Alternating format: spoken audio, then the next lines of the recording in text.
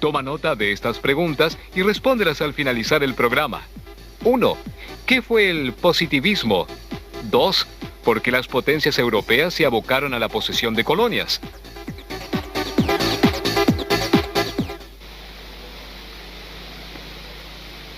Coronet.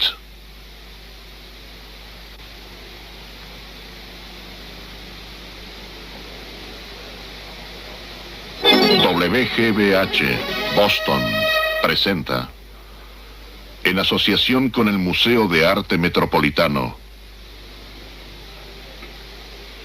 un proyecto de Annenberg CPB.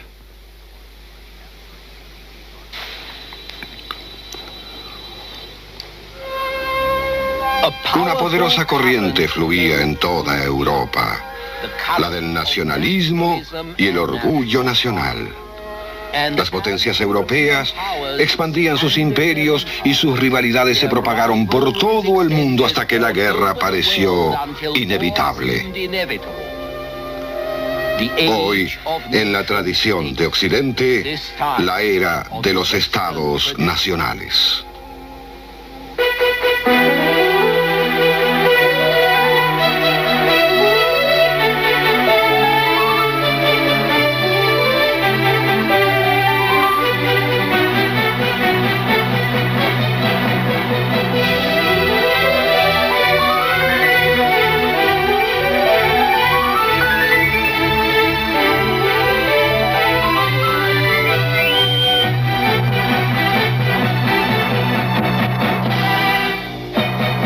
Tradición de Occidente.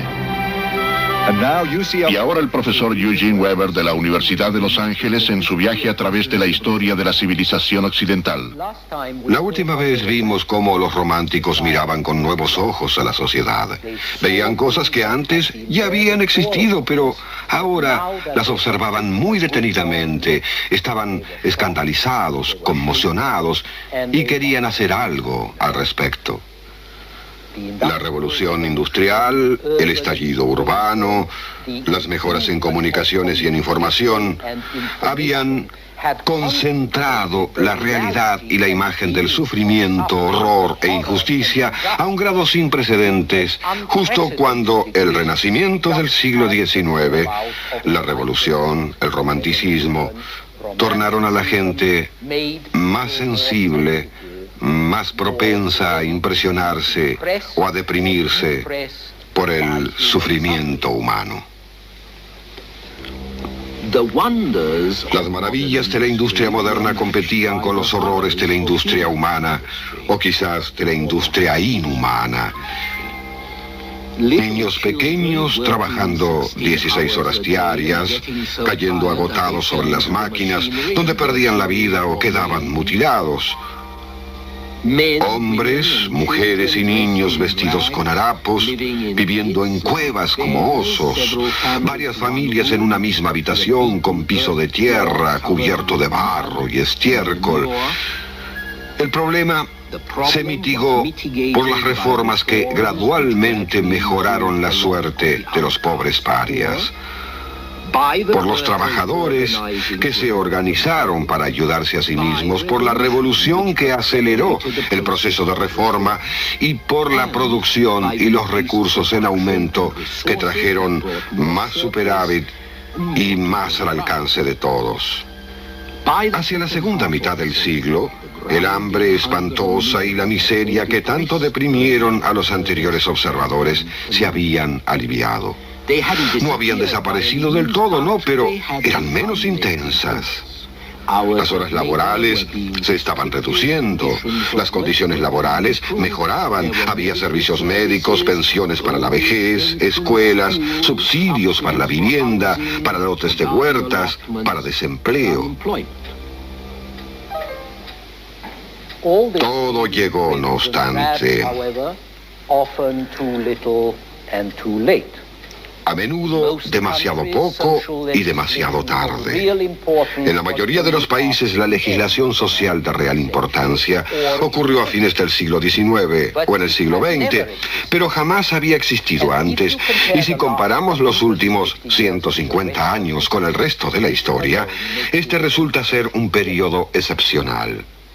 Más aún, la reforma social se produjo en parte porque las clases alta y media sentían pena por la clase baja, y también eso era nuevo. Podríamos denominarlo romanticismo social. Este consideraba al pueblo como los últimos nobles salvajes de quienes provendría la regeneración social. Y este punto de vista, que combina compasión, caridad, culpa, este punto de vista aún hoy es actual. Las reformas también llegaron porque más gente obtuvo el voto. En 1914 votaban todos los hombres, hasta en países como Austria e Italia, que iban a la saga de los demás. El sufragio masculino universal significó que los políticos que deseaban ser electos tenían que atender los intereses de sectores del electorado cada vez más grandes. Por otra parte, no se debía exagerar la presión electoral porque las reformas sociales llegaron antes que los derechos del voto en lugares como Alemania y demoraron su llegada en lugares como Francia, donde el sufragio universal había llegado bastante temprano. Sin embargo, el voto era un factor en la reforma, así como un factor negativo en el caso de las mujeres, a quienes, por no poder votar, les costó mucho presionar a los políticos, a los que necesitaban para que les otorgaran el voto. En 1914, las mujeres votaron únicamente en Finlandia y en Noruega, aunque también esto estaba por cambiar, y ese cambio estaba muy cerca en Inglaterra, cuyas mujeres estaban por obtener el voto justo antes de la guerra y lo obtuvieron justo al terminar. El hecho de que las reformas llegaron porque había más recursos para todos inspiró o confirmó ideas que podríamos denominar utilitarias sociales. Organizar adecuadamente la economía para solucionar el problema social, organizar la producción y distribución para eliminar la pobreza. Las grandes figuras de esta escuela fueron el conde de Saint-Simon en Francia y su secretario Auguste Comte, que era un matemático. Las doctrinas asociadas con Saint-Simon y Comte se conocen como saint-simonismo y positivismo. Positivismo porque se suponía que se basaba en análisis científicos de datos positivos, como matemática o estadística.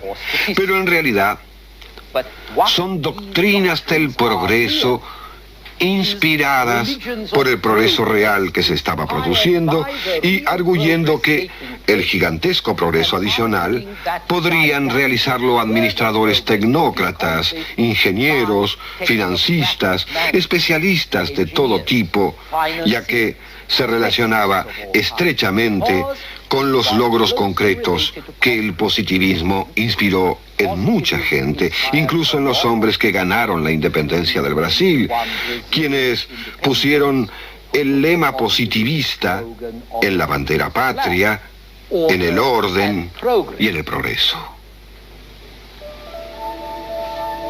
El positivismo logró también algunos éxitos muy reales.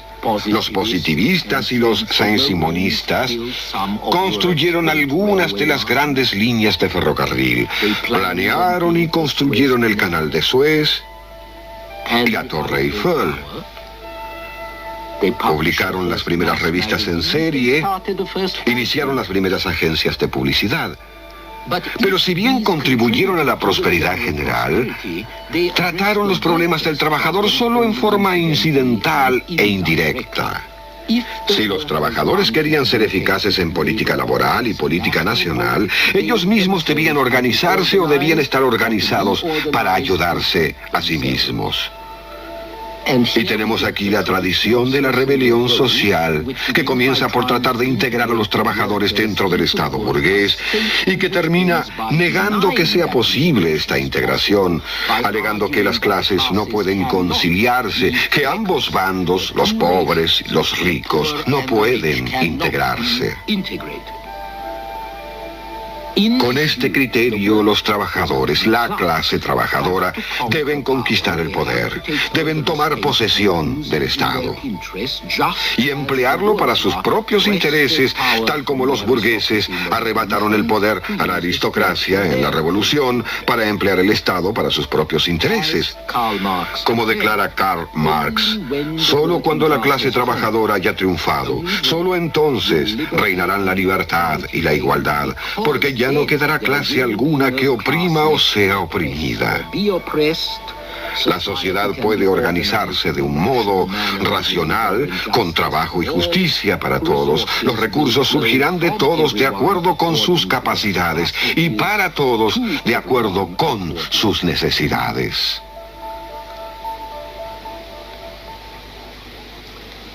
El marxismo, sin embargo, no fue demasiado influyente hasta fines del siglo, pero las diversas doctrinas que intentaron integran a los menesterosos mediante una reforma o una rebelión, acicatearon la revolución social e hicieron que todos estuviesen conscientes de que esto era un principio y le dieron colorido a la política y a la atmósfera de la época.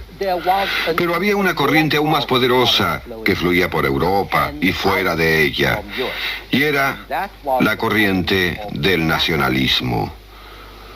Los griegos, polacos, rumanos, checos y eslavos del sur estaban gobernados por potencias extranjeras, y los alemanes e italianos estaban divididos en muchos estados separados. Pero como todos saben, los hombres solo podían ser libres como ciudadanos de su propia nación, no como súbditos de algún monarca extranjero. Esta actitud fue la que inspiró a los latinoamericanos a alzarse contra los monarcas españoles y portugueses, inspiró a los griegos a rebelarse contra los turcos, inspiró a los belgas a buscar su independencia de Holanda. En verdad, la historia internacional del siglo es la historia de gente que lucha por independizarse como naciones, lográndolo como lo hicieron los italianos, los alemanes, rumanos, búlgaros y serbios alrededor de los años 1860 a 1870, o fracasando como los polacos. Quienes fracasaban continuaban intentándolo y sus conspiraciones e insurrecciones crearon un clima de inestabilidad. En el siglo XIX no había estabilidad que perdurase en Europa a causa de las naciones sometidas.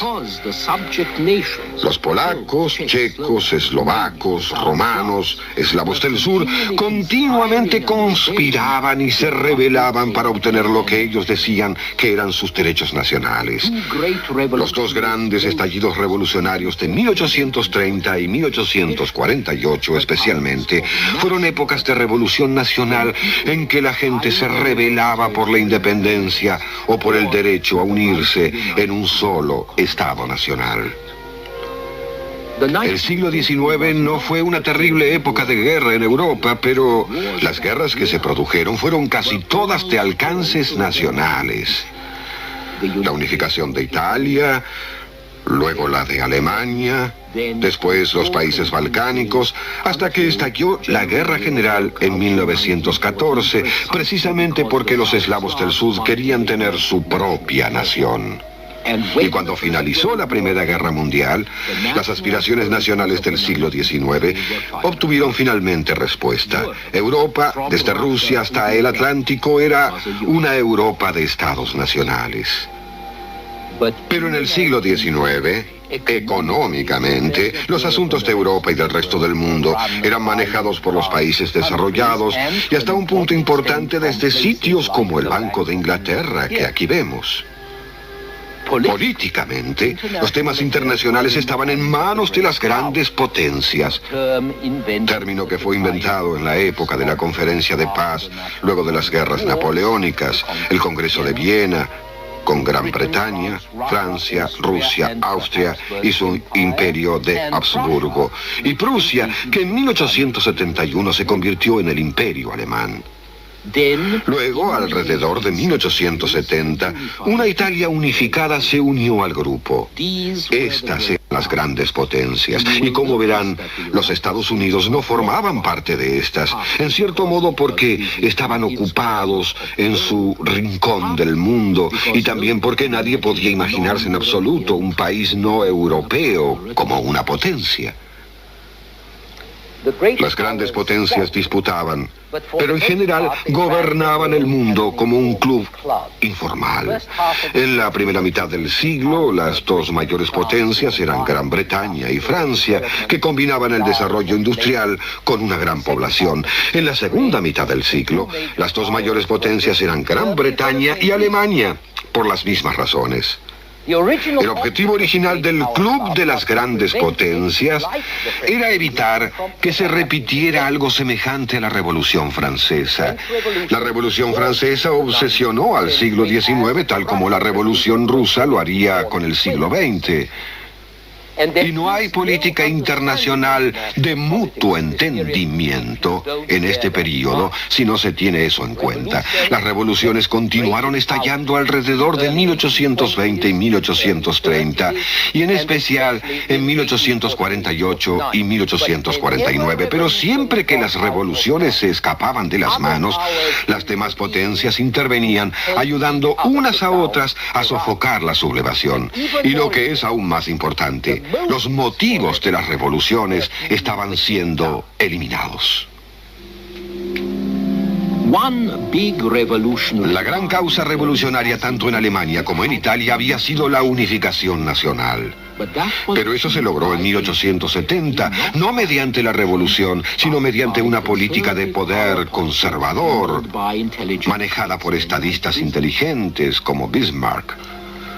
Hombres como él y como Napoleón III, de Francia, comprendieron que los radicales podían ir llevando a cabo la parte menos radical de sus programas.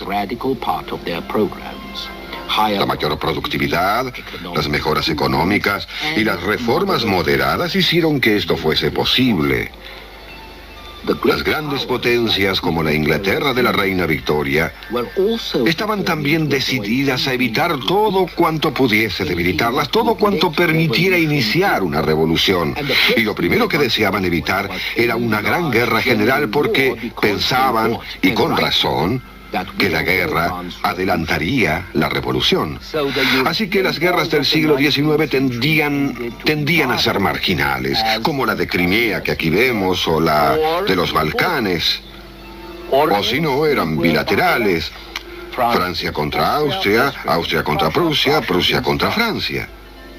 En conjunto, sin embargo, el período desde 1815 hasta 1914 fue el más extenso en la historia europea sin guerra general desde la época romana. Y el motivo, o parte del motivo, es que las potencias europeas se las ingeniaron para exportar sus antagonismos y sus circuitos de energía a otros lugares del mundo, que es lo que hoy denominamos imperialismo.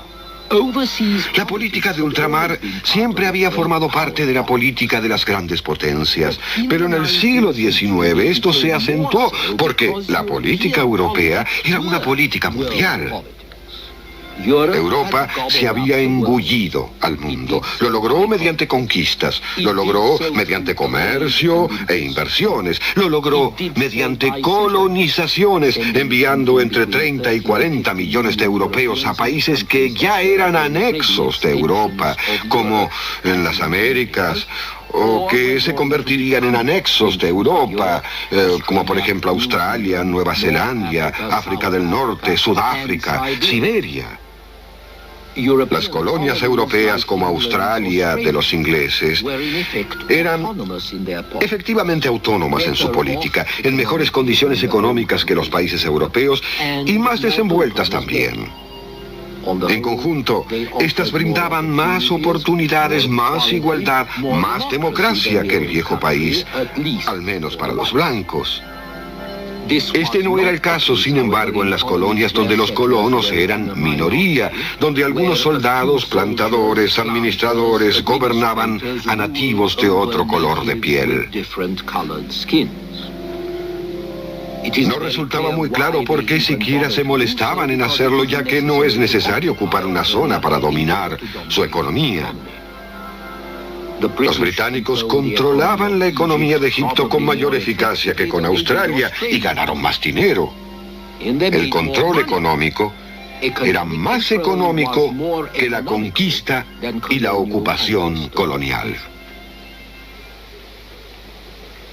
Si el mundo, no obstante, se hallaba dividido de ese modo colonial nada práctico, fue en parte porque a las grandes potencias y a las pequeñas no siempre las movían únicamente los intereses racionales. Había un sentido de aventura respecto de las colonias, algo así como lo que despiertan las historias de Tarzán. Había un sentido de misión que aportaba cristianismo, higiene o un gobierno decente para aquellos que en esa época eran definidos como la raza más inferior fuera de la ley. Ahora nos puede causar risa la carga que soportaba el hombre blanco, y había mucha hipocresía en esto, y brutalidad, y estupidez. Luego, el comercio de esclavos en el África, efectuado por africanos y árabes, que fue suprimido por oficiales y misioneros blancos, recientes conversos al antiesclavismo. Y se atendieron muchas enfermedades, y muchos problemas de superpoblación fueron causados inadvertidamente por la intervención de los médicos blancos. Pero la razón principal de que las grandes potencias se abocaran a las posesiones coloniales fue porque la rivalidad de las potencias europeas que competían por la supremacía en Europa se estaban esparciendo por el resto del mundo. Una gran potencia debía tener posesiones en ultramar y una flota. Los británicos tenían ambas cosas, los franceses también. Así que cuando Alemania se convirtió en una gran potencia después de 1870, tenían que tener colonias también y una flota, a pesar de los trastornos y gastos que causaban. Hasta los italianos, una vez que estuvieron totalmente unidos en 1870, comenzaron a pensar que les gustaría parecerse a una gran potencia, de modo que comenzaron a pensar en las colonias. En todo caso, la rivalidad europea, económica y política, se extendió por todo el mundo y colmó los 30 años previos a 1914 de crisis internacionales originadas en conflictos coloniales. Esta es una caricatura norteamericana sobre la ambición imperial de Rusia. En realidad, ninguna de estas crisis produjo una guerra mundial, pero la acumulación de estas hizo temer un conflicto mayor y lo hizo parecer inevitable tarde o temprano. Y no resulta sorprendente que cuando finalmente llegó la guerra mundial en 1914, comenzara en lo que podríamos denominar como la última zona colonial o la última sin colonizar, los Balcanes. Tal como lo preveían los estadistas del siglo XIX, la guerra y la revolución llegaron juntas. La expansión colonial rusa sobre la costa del Pacífico había llevado al imperio zarista a entrar en guerra con el Japón, una guerra que Rusia perdió malamente. Su humillante derrota desestabilizó al imperio ruso y le provocó una revolución en 1905. Esta revolución fue sofocada, pero no antes de producir brotes revolucionarios simpatizantes entre países vecinos aún más retrógrados que Rusia, como Persia, China y lo que aún es más importante, Turquía y su decrépito Imperio Otomano. Con Turquía en un caos, sus súbditos y ex-súbditos balcánicos comenzaron a combatir contra los turcos y los unos contra los otros. El sublevamiento en los Balcanes amenazaba a su vez a otro imperio arcaico, el austrohúngaro, el imperio de Habsburgo, que gobernaba a muchísimos eslavos del sur, en lo que hoy es Yugoslavia.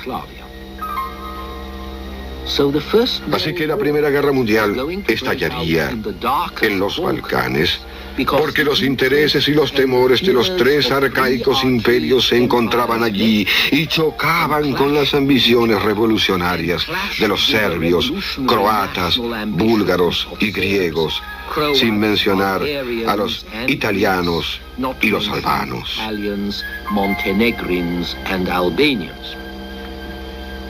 La crisis que produjo el estallido de la guerra surgió cuando el heredero del trono de Austria, el archiduque Francisco Fernando, fue asesinado por este estudiante terrorista en Sarajevo, capital de Bosnia, que luego formó parte del Imperio Austríaco. En general se creía, y con razón, que Serbia, una nación eslava independiente, intervino en el asesinato, y entonces Austria, respaldada por su aliada Alemania, se enfrentó con Serbia, que estaba respaldada por Rusia, aliada de Francia y alineada con Gran Bretaña. Ninguna de estas potencias deseaba la guerra realmente, pero todas estaban preparadas para esta, y bien preparadas debido a la larga serie de crisis coloniales. Así que el sistema de las grandes potencias, creado para evitar hostilidades mediante una mutua disuasión, ayudó a producirlas. Semanas después del asesinato de Francisco Fernando, casi toda Europa estaba en guerra. De modo que un siglo que se inició con una guerra que finalmente se decidió en Waterloo en 1815, finalizó con otra que se decidió en Flanders Field, no lejos de Waterloo, en 1918. Y este siglo, que comenzó con una era de revoluciones en Europa occidental, finalizó con una era de revoluciones en Europa oriental. Pero esa es otra historia. La próxima vez retrocederemos un poco hasta fines del siglo XIX, momento en el cual tomaron forma muchas de nuestras actitudes actuales. Hasta entonces.